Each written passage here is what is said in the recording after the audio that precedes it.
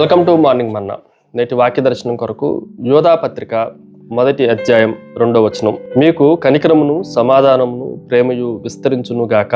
మరొకసారి యేసుక్రీస్తు సహోదరుడుగా పిలువబడుతున్న యోధా తన పత్రికలో రాస్తున్న ఈ మాటల్లో నుండి 4 ప్రాముఖ్యమైన సత్యాలు ఈ ఉదయకాల సమయంలో మనం జాగ్రత్తగా ఆలోచన చేయాలి. Number 1, it is a mercy, కనికరము. ఈ మాటను మనం జాగ్రత్తగా ఆలోచన చేస్తే కనికరము, సమాధానము, ప్రేమ అనే ట్రయోట్లో నుండి యోధా తన భక్తులకి, సంఘానికి రాస్తున్న మాటలను జాగ్రత్తగా ఆలోచన చేస్తే కనికరము అది అన్నిటికన్నా ప్రాముఖ్యమైనది. కేవలం కనికరం చేతనే మనమంతా రక్షించబడ్డాము. దేవుని మెర్సీ అది అద్భుతమైన ఆయుధం లాంటిది. ఆయన మనల్ని రక్షించడానికి తన కనికరం చొప్పునే మనల్ని రక్షించాడు అన్న విషయాన్ని కూడా మనము గ్రహించాలి.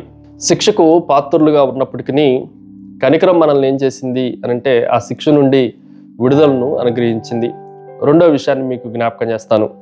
ఇట్ ఈజ్ ఏ మైండ్, మనశ్శాంతి లేదంటే సమాధానము. ఈ మాటను కూడా మనం జాగ్రత్తగా ఆలోచన చేస్తే కొన్నిసార్లు మన మైండ్ అంతా, మన మనసు అంతా గందరగోళంగా చెదిరిపోయిందిగా కనిపిస్తూ ఉంది. కానీ దేవుడు మనకు సమాధానాన్ని అనుగ్రహించేవాడు, మన మనసుని శాంతింపజేసేవాడు. కాబట్టి ఆయన మనకు కావలసిన ఈ ఆశీర్వాదపును ఆయన సమాధానంగా మనకు అనుగ్రహిస్తూ ఉన్నాడు. మానవుడికి సమాధానం లేకుండా పోయింది. మానవునికి దేవునికి మధ్య కూడా సమాధానం లేకుండా సాతాను చేశాడు. తిరిగి మనము సమాధానపరచడానికి సమాధానకర్తగా, సమాధాన అధిపతిగా యేసుక్రీస్తే రావాల్సి వచ్చింది. ఆయన ద్వారా మనము సమాధానపరచబడ్డం తండ్రితో అన్న విషయాన్ని మనం గ్రహించాలి. మూడో విషయాన్ని మీకు జ్ఞాపకం చేస్తాను.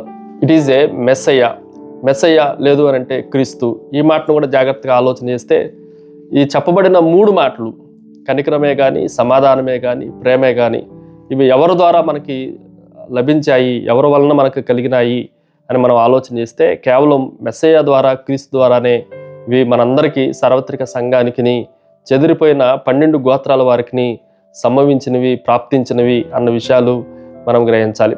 ప్రభువు లేకపోతే, మెస్సయ్య లేకపోతే ఇవేవి మనకు చెందేవి కాదు అన్న విషయాన్ని కూడా మనము గ్రహించాలి.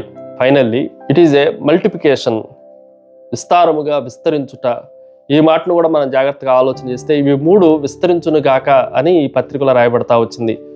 యోధా మనకి జ్ఞాపకం చేసే మాట ఏంటంటే ఈ 3 మన జీవితాల్లో బహుగా విస్తారంగా అభివృద్ధిలోనికి ఆయన గుణాంకం చేసి తీసుకుని వచ్చేవాడు.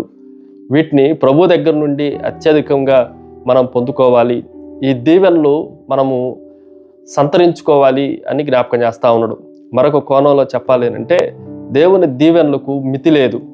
ప్రేమ కానీ, కనికరము కానీ, సమాధానము కానీ పరిమితితో దేవుడు ఇవ్వట్లేదు, కానీ అపరిమితముగా, విస్తారముగా ఆయన మనకు అనుగ్రహించేవాడు. విస్తారమైన ప్రేమను, విస్తారమైన సమాధానమును, విస్తారమైన కనికరమును మనము కలిగి ఉందుముగాక. ప్రార్థన. సకల ఆశీర్వాదములకు కారణభూతులు తండ్రి, మరొకసారి మిమ్మల్ని గణపరుస్తున్నాం ప్రభువా. ఈ వచనంలో నుండి మీరు మాకు నేర్పించిన పాఠాలన్నిటిని బట్టి మీరు మా జీవితాల్లో ప్రేమను, కృపను, కనికరమని అన్నిటినీ విస్తరింపజేసే సామర్థ్యం కలిగిన దేవుడు అని మరొకసారి మిమ్మల్ని గణపరుస్తూ యేసు నామమున అడిగి వేడుకొంచున్నాం తండ్రి. ఆమెన్.